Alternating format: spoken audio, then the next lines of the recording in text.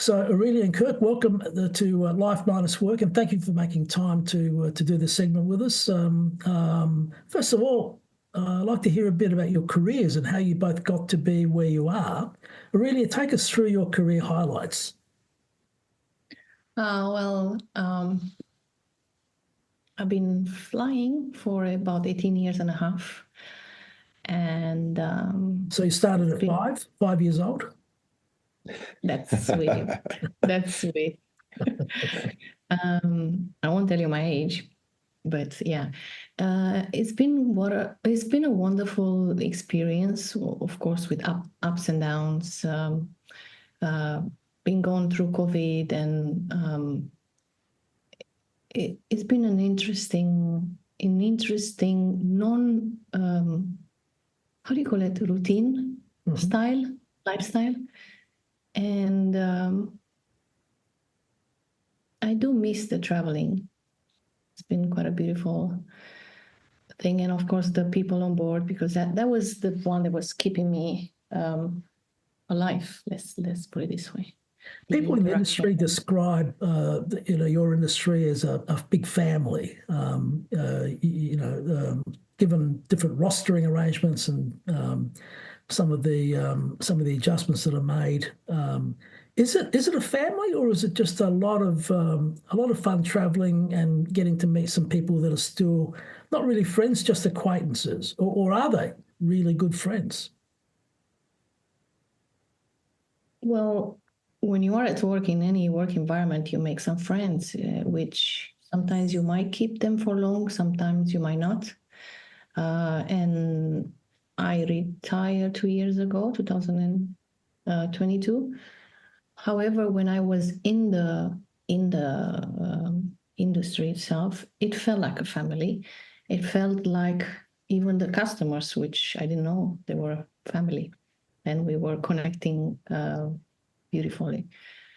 So yeah, that was a very big impact on me, on my life, and the way I saw life, the way I kept happy for about 18 years and a half, because everybody was asking me, oh, you don't show your age, but thank you for telling me that I started at 5 years old.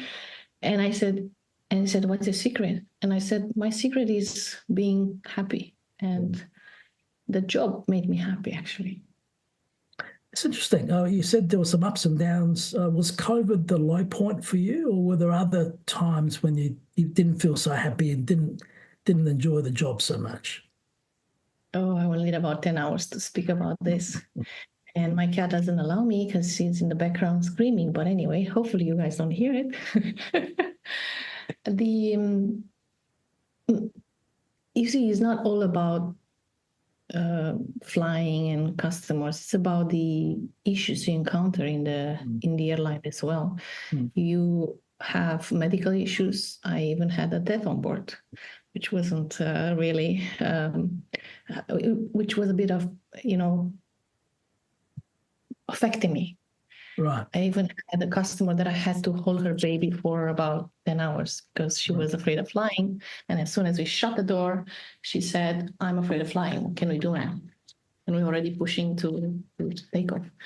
And, but obviously a lot of plane styles where, at the beginning when I started, the planes were not so sophisticated, and we had to sweat a little bit more and keep the smile on and try to keep the Zen mode on, But I think it's all in the mindset, because in any industry you can have the best time, but if you see it as a worst time, it's still in your eyes, in the eyes of the beholder, how you say it. But yeah, many things. I mean, I could spend about a few hours to speak about it, but okay. Yeah. Let me ask you this: in terms of the work that you've done for 18, was it 18 years or was it 20 years? 18 and a half, yeah. 18 and a half years for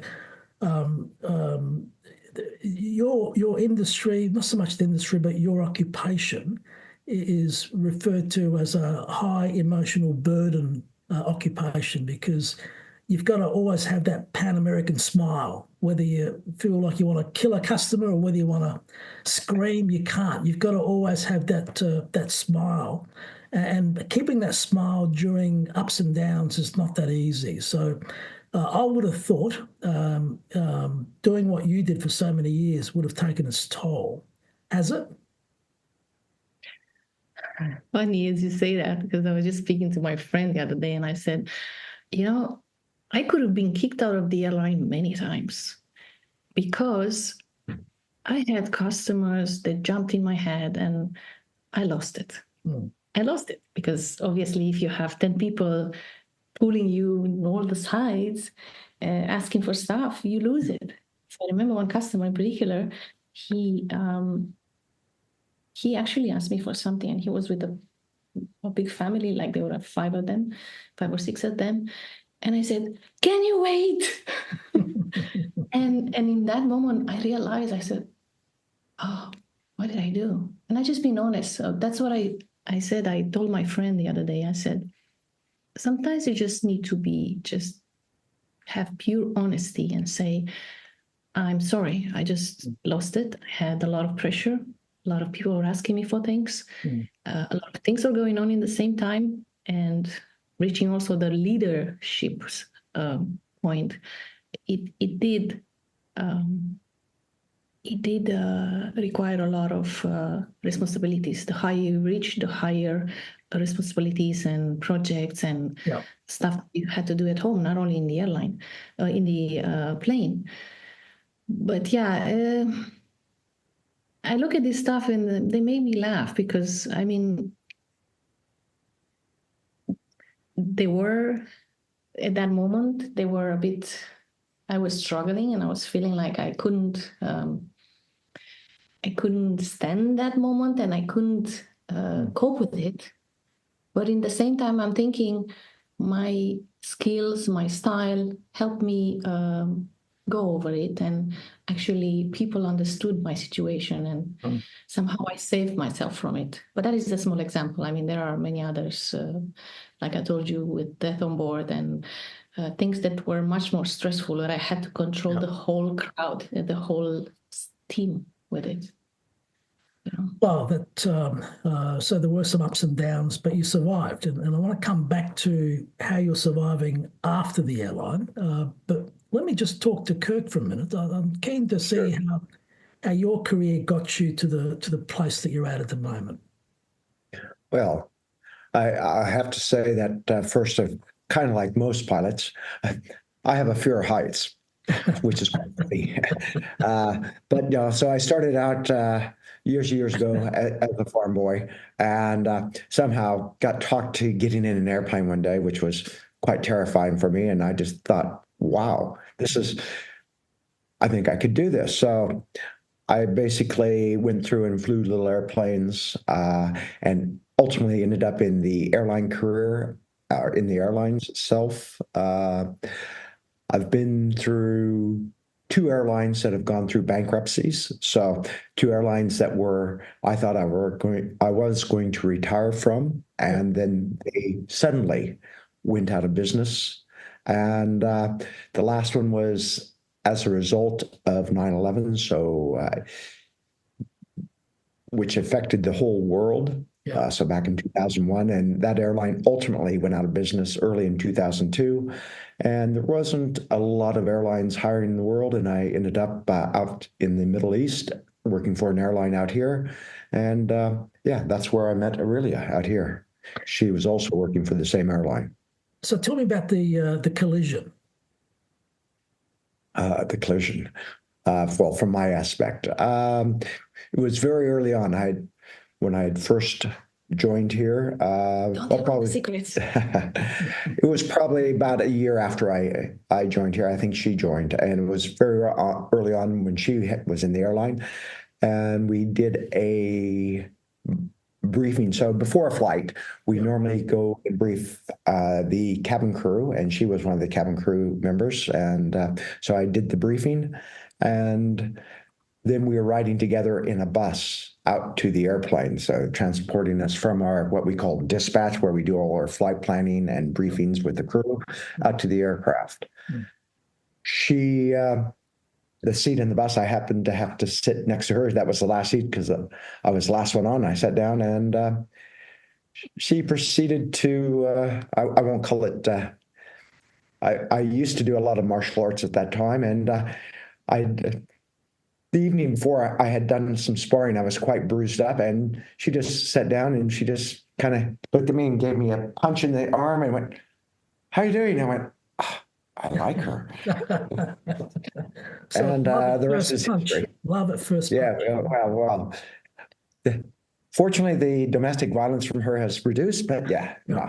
Yep. About 3 years later, we got together. Yeah, about 3 years later, we ultimately, after flying a few times together, we ended up coming together, and yeah, so we've I'm been surprised together. it took you 3 years. That's you're a bit slow off the mark, Kirk. Well, Relationship. Yeah, we had relationships, so we were being good. yeah, so Right. yeah, He was a good boy. I was a good boy. So I was in a relationship at the time, and so And she I was waited, patient. and she was patient. She waited till that relationship ended, and then she stalked me down on the internet. No, don't say that. I told you don't tell anything. So Ashley, So No. Aurelia, tell me your side of the story on the bus. When you saw him coming in, what were you thinking? I don't remember treating anyone bad in my life. So especially him.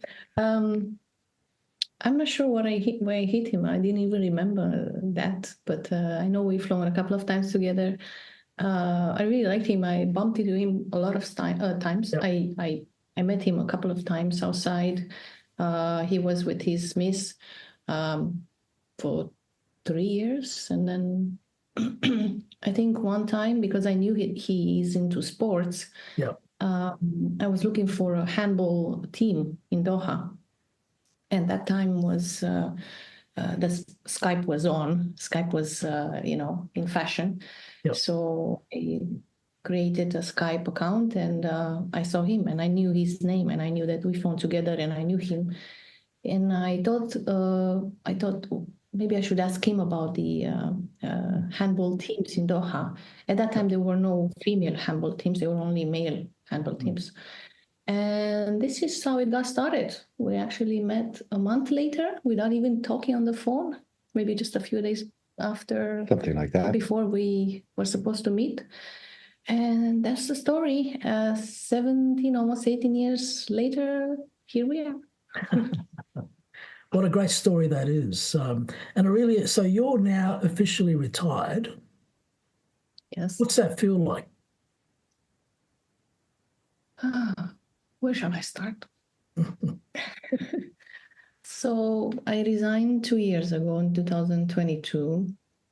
I've tried to open a couple of businesses, one in Qatar, one outside. And of course, he gave me some advices and asked me, be careful, you need to do that, you don't need to do that, please don't do that.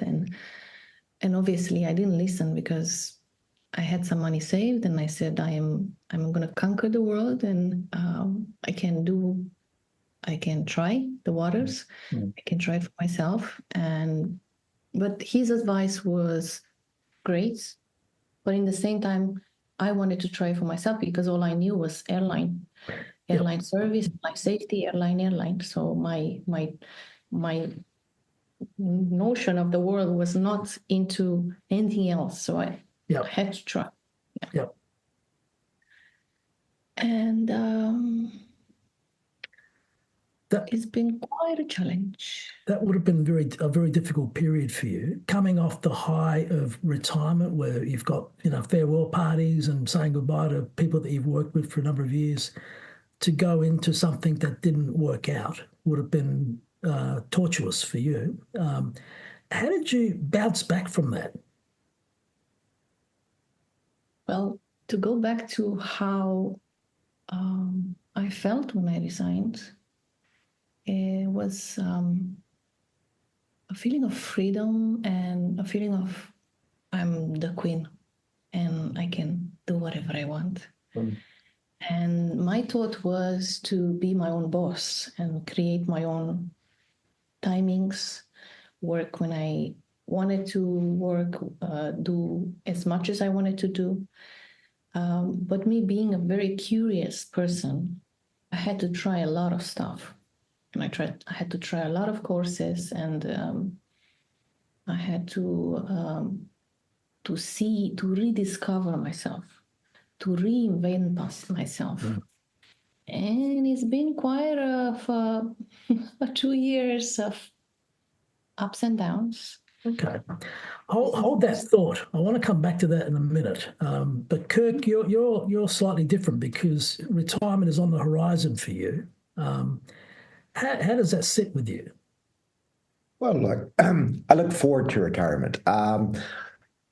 And I think the reason I look forward to retirement is that I've tried to expand my horizons a little bit coming towards retirement because I realize that, at right now, presently, um, I am a person who is given some relevance by my company. Uh, they trust me in my position to fly, you know, an aircraft that's worth almost $400 million around the world, carrying sometimes up to 425 people. With a great deal of liability. And so that gives me a sense of relative and being relevant and importance. And I realize I saw from COVID, I had a lot of friends and who were in the same position that I am presently am, but they lost their job during COVID. And they went from being this person who had a lot of relevance and people looked up to them and they felt like they had some importance in the world to changing from being captain per se, and people addressed them as that, to one day they woke up and they were Mr. And they felt like nobody really cared for them anymore, that they didn't have a lot to give to the world, and what they found was once they lost that importance, their phones stopped ringing. People stopped looking for them for advice, for questioning, for mentorship, all of that. And so seeing that, I've sort of kind of prepared myself, I think, and I hope, to take some outside interest and also look for some outside ways that I can expand my horizons so that when I do ultimately retirement in the next short term, that I'll have a reason to get up in the morning. I'll have something to look forward in the morning. Mm-hmm. And I think that, building relationships, and the other thing I've realized from my previous history, being the two airlines that I've worked with that have gone bankrupt, Yeah. and seeing what's happened to the people who were let go during COVID and stuff, and in my industry, also seeing other people, my peers who have retired, where they've kind of they've discovered that their relationships were situational or workplace relationships. The people that I flew with in my first two airlines that went bankrupt, very few of those people I now keep in contact with.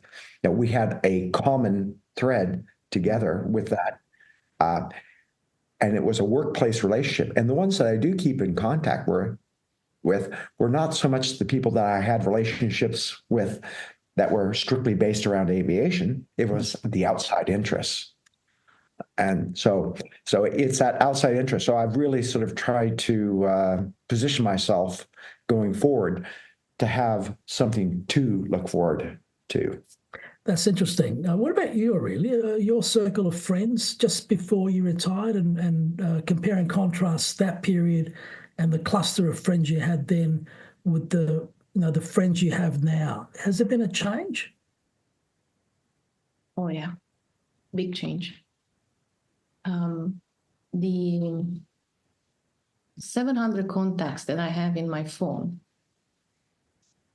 quite a few hundreds are from the workplace. Right. And I can tell you that I can count on the fingers I have. Probably on one hand. Probably in one hand. Mm. The people that I actually kept in touch with and felt that like they were meaningful. We had a meaningful relationship, and like what my husband said, we had things in common outside work. Yeah. Like let's say spirituality, energy healing, hypnotherapy, yoga, all this stuff. Even going outside and for mingling and whatever. But what I realized is, and it hit me hard maybe a year later, was that my phone stopped ringing. And my phone stopped ringing. I had no relevance. And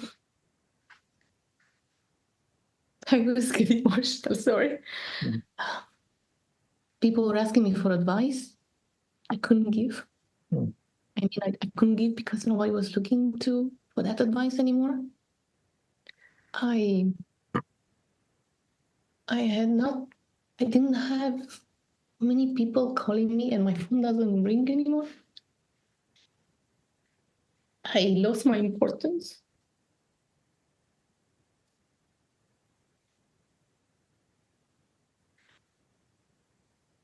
This year later kind of got me into a roller coaster. I started also depleting my account from the business I started with, that it was not really working. I reached my husband's advice on slow down, slow down, don't run, don't fast forward your business because it needs time. There was also completely wrong timing with some events in our country and all this stuff. So that's why the business was not working, or something stopped at some certain point. We had big projects and they stopped.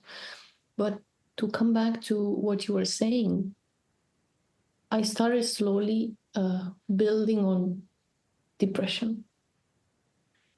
And this is a very harsh area of my life because I couldn't get out. Yeah. I was actually crying, and I was saying to myself, I'm going to have a stroke. And every time I was discussing about what's going on, how the business is going, how the money is going, how the relevance I had in my life with all the people around, a few hundred people that I've kept in touch with, and we were texting back and forth, stopped. And almost overnight, from what you're saying. Yeah, it's almost overnight, because I can tell you from the first month, I had no more calls. Nobody was asking me how you are, what's going on, can I have this advice? No more. And about the retirement, I chose to retire at this age. I chose to retire thinking that I need to actually do something with my life before it's too late, and gather some skills and do some sort of identity, because it was a beautiful identity, but it wasn't per se an identity in the airline, right? So sorry to be emotional, but I'm always thinking, if me at 40 something years old, when I stopped flying and having an identity, having a job, having a meaning, a relevance, an important status, let's call it, I can get lost. How much more for those people that really retire at at an age where you can't really, or you can do stuff. You can reinvent yourself at 60, at 70, or 65 when you stop working. But it's harder. It is harder. But really, I think you've hit the nail on the head, and some of the research that we've been looking at over the last few years really brings that point to life. People say at your young age, you retired at a young age, but you still had more that you wanted to achieve. You wanted to reinvent yourself. You wanted to go from a monodimensional situation to a multidimensional situation. And I think that's what Kirk is planning to do now. And I think if we could give one heartfelt message to anybody watching this video who's contemplating retirement, then it would be to do exactly what you guys are planning to do, which is to go from having all your eggs in one basket, where you've got a successful career, and all of a sudden, overnight, the phone stops ringing. That's a scary situation. To having more than a few different baskets of interests. So I'm interested in how that's going to play out, Kirk. Yeah. Well, can I just say something about Aurelia? So the one thing is that, the thought of retirement, I think it's romanticized, because, I think we as people we think financially about the retirement, and there's a lot of resources out there to think financially about the retirement, but we don't take a look at the emotional aspects of the retirement. And I really saw that with Aurelia, because for the first week, it was fantastic. Oh, I don't have to get up at this time. And of course, with our industry, we work what we call around the clock. We work 365 days a year, 7 days a week, 24 hours a day. So a lot of our times that we go to work or whatever could be, at 11 o'clock in the evening, and we finish at, 10 o'clock in the morning, and the next day it'll be totally different side of the clock. Yep. And so there was that romantic side says, I'll be able to get normal sleep patterns again. And then that's really great. And I won't have to set the alarm, and then I don't have to get up and do all these things. I won't be jet lagged. And it sounds really good for about 2 weeks, about the length of a standard vacation or a holiday. And then also you wake up and you go, you go to your emails, and well, it's junk mail, junk mail, junk mail. Oh, okay. Well, nothing too important there. That's okay. Oh, that hasn't called. And all of a sudden, I saw with her that it was about a 2 to 3 week trickle down of calls, because she was in a management style position. And so she was getting lots of calls, and because of that, lots of people were looking for advice for her. So, and that still happened for several weeks. And of course, there's the calls, saying congratulations and quitting. But then all of a sudden, it just trickled down to a stop, and the honeymoon was over. And all of a sudden, it was that loss of depression. And so I saw her strive, to some fairly radical behaviors, trying to regain that relevance, that feeling of importance. And so, going back for my side is, this is, and witnessing that, that's really brought me attention how, I need to protect myself and ultimately us going forward. So, that's sort of focused on, cementing, what my plans are for after retirement, to keep myself relevant and to keep me engaged and to keep us engaged and to give us purpose in life, and hopefully to keep us, getting more involved in the communities where we're going, and to be involved and to. That's such a powerful message. In fact, I'd say that both of you, in terms of your experiences and your insights into the retirement process, almost makes you eligible to join the Academy of High-Performing Retirees. This is a group of people who have effectively nailed retirement. They have multi-dimensional sort of activities. They have an ability to kind of develop fresh friendships and deep friendships, not shallow, superficial friendships, but through different experiences and different activities that are open to developing new friendships in this chapter of their lives. I was talking to one gentleman a couple of days ago who is in a similar industry, and many of his friends are in fact from work, but he has 3 good friends that he grew up with from the age of 8. One's I think one's based in London now, one's in New York, and they're from different industries, very different industries. And when there's a crisis, they all get together. When somebody's celebrating an event, they all get together, and it's as if time, hasn't passed. These guys pick up where they left off, and it's that aspect of cultivating relationships that I find very endearing. And not everybody's got friends that you've cultivated, a long time ago, but the ability to actually make new friends, I think, is going to become a really important indicator of success in retirement. What do you guys think about that? Yeah, I agree. I mean, because, as humans, we seek social connection. I mean, that's, and so seeking social connection, if you become isolated and alone, you can go into a dark cocoon that you can't come out of. And really, the way I look at this is that, we've worked a long time in our lives to have to make this next chapter of our life probably the best chapter of our life. I mean, we've had fantastic chapters.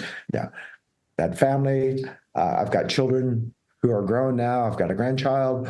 But there was always this aspect of having to build up for the future, to make sure that the ones that depended upon us were looked after, taken care of. But now we've got to a stage where we can start looking after ourselves, and we can actually enjoy some of this fruit of our labor, and be able to go on.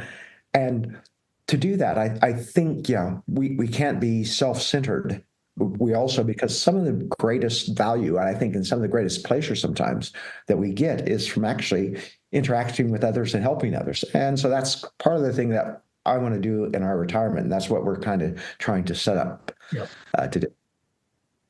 That's excellent. If you had to give our listeners one piece of advice for retirement, what would that be? Talking to me? Yeah. Yes. Okay. So continue to be curious. Continue to gain skills. Continue to get into communities. Communities are one great thing that you can do for yourself, for your mind, for your body, for your soul, for your purpose. The purpose is in all of us. You just need to find it. What does it make you feel good? Does it make you feel good to just talk to people? Does it make you feel to just listen to people? Does it make you feel good to entertain and have some sort of meaningful conversation? Do the pets entertain you? You want to join a community of pets, of gym, or anything. The reinvention can be done, and Excellent advice. through people, you actually, and Kirk said it right.